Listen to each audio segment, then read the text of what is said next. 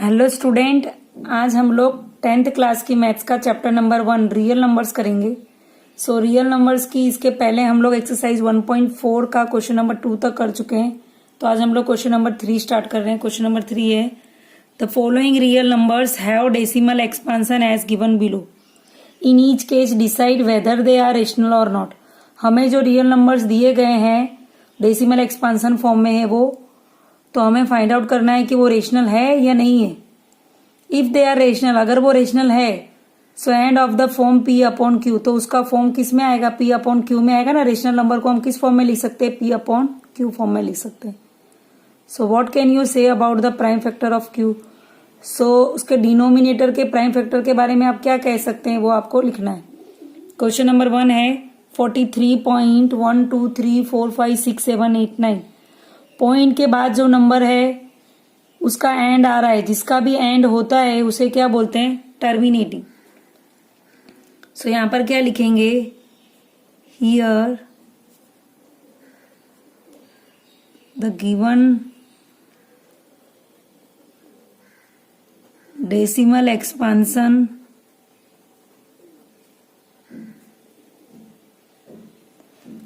is terminating।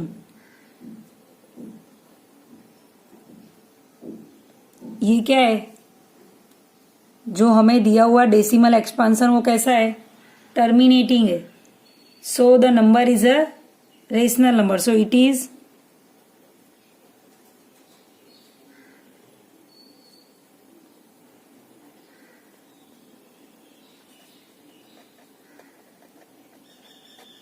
Is rational number. अभी क्या बोला है? हमें क्या करना है? हमें लिखना है if they are rational and of the P upon Q what can you say about the prime factor Q. तो उसके प्राइम फैक्टर क्यू के बारे में आप क्या कह सकते हो? देखो यहां पर 43 के बाद कितने नंबर के? 1 2 3 4 5 6 7 8 9 9 के पहले पॉइंट है ना। तो 1 2 3 4 5 6 7 8 9 ऐसे कैसे लिख दो। और हमारा डिनोमिनेटर में क्या आ जाएगा?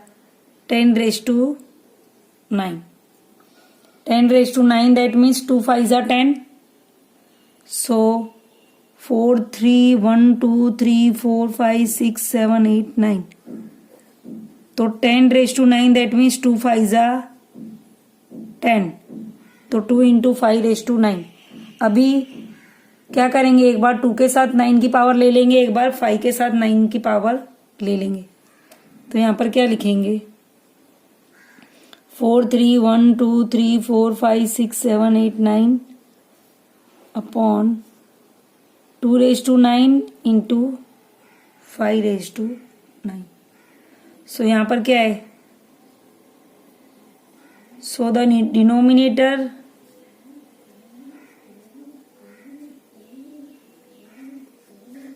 is of the form 2⁻m into 5⁻n. Hence the number is rational number and specifically terminating decimal number.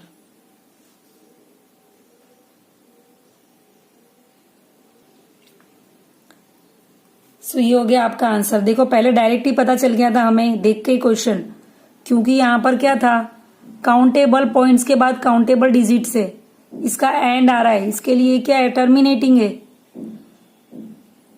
और अगर जो भी क्वेश्चन के डिनोमिनेटर में 2⁻m और 5⁻n के फॉर्म में होता है तो वो रेशनल नंबर होता है। इसके पहले के क्वेश्चन नंबर 1 में आप सीख चुके हो। आप पहले ये लिखकर ये सॉल्व कर भी ये आंसर लिख सकते हो, या फिर ये सॉल्व कर भी ये लिख सकते हो। ठीक है। ये आपका क्वेश्चन नंबर 1 हो गया। अब नेक्स्ट करते हैं क्वेश्चन नंबर 2।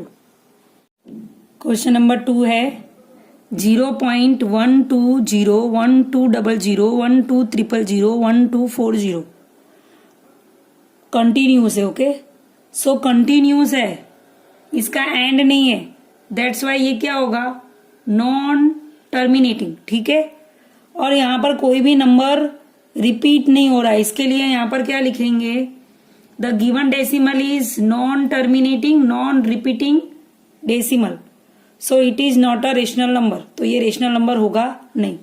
रेशनल नंबर के लिए क्या होना चाहिए, टर्मिनेटिंग होना चाहिए या तो फिर रिपीटिंग होना चाहिए। टर्मिनेटिंग, रिपीटिंग, डेसिमल एक्सपांसन होता है तो भी वो क्या होता है, रेशनल नंबर होता है। बट यहां पर तो क्या है, नॉन टर्मिनेटिंग और नॉन रिपीटिंग है, दैट्स वाई ये रेशनल नंबर नहीं है। बस इसमें सीधा हमें आंसर ही लिख देना है और कुछ लिखना नहीं है। रेशनल नंबर है नहीं तो पी बाई क्यू फॉर्म तो निकालना ही नहीं है, पी बाई क्यू फॉर्म होगा ही नहीं, और अगर पी अपॉन क्यू फॉर्म होगा ही नहीं तो हम उसके क्यू के बारे में कुछ कैसे कहेंगे, ठीक है।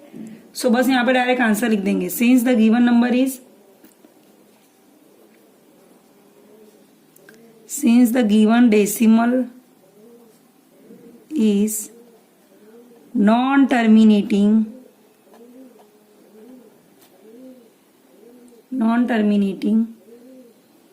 non-repeating,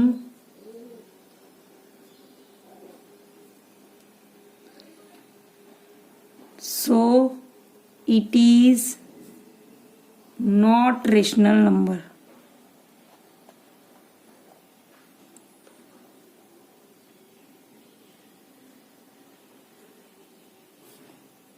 ओके, नाउ नंबर 3 करते हैं। नंबर 3 में क्या है,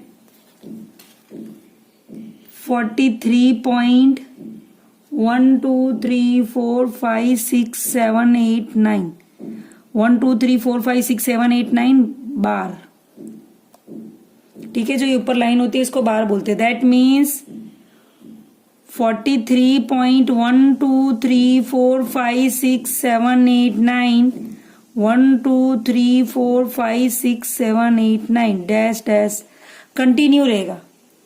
ओके, मतलब 9 तक आने के बाद वापस 1 2 3 रिपीट होता जाएगा, फिर 9 तक आएगा, फिर वापस रिपीट होता जाएगा। इसका मतलब ऐसा होता है, ठीक है। सो जो हमें नंबर दिया हुआ है वो कैसा है, नॉन टर्मिनेटिंग, क्योंकि इसका एंड आ नहीं रहा है, इसके लिए ये भी क्या है, नॉन टर्मिनेटिंग, बट क्या है, रिपीटिंग है। ये नॉन टर्मिनेटिंग रिपीटिंग है, दैट्स वाई ये रेशनल नंबर होगा।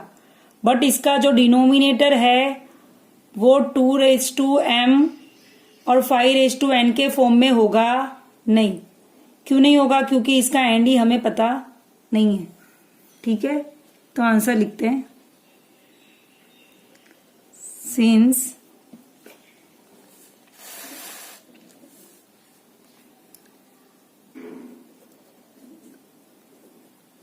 the given decimal number is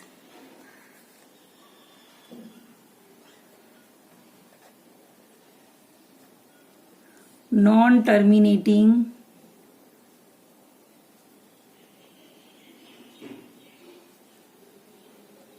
but repeating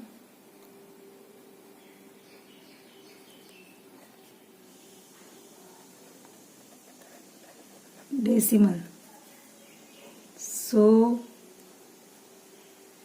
it is rational. The denominator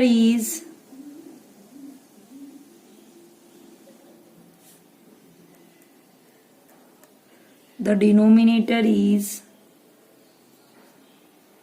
not of the form 2m and 5n, 2m और 5n के form में नहीं है, क्योंकि हमें क्या है, हम इसके डिनोमीटर में ले नहीं सकते। जैसे हमने फर्स्ट क्वेश्चन में 10⁻⁹ ले लिया था ना, उस तरीके से भी सॉल्व करा तो 2m और 5n के फॉर्म में आ गया था। सो ये था आपके क्वेश्चन 1 2 3, क्वेश्चन नंबर 3 का। सो यहाँ पर आपका चैप्टर नंबर 1 कंप्लीट होता है। अगर किसी को भी कोई डाउट हो तो वो कमेंट बॉक्स में कमेंट करके पूछ सकता है। अभी नेक्स्ट करेंगे हम next chapter number 2 next video में। Thank you.